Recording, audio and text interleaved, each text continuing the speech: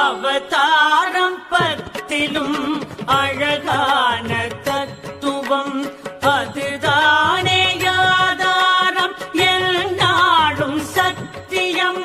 அவதாரம் பத்திலும் அழகான தத்துவம் அதுதானே ஆதாரம் எந்நாளும் சத்தியம்.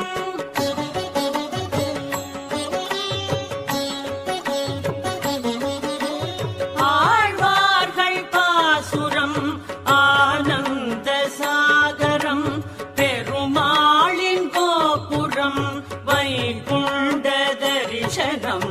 ஸ்ரீமன் நாராயண ஸ்ரீமன் நாராயண சிவன்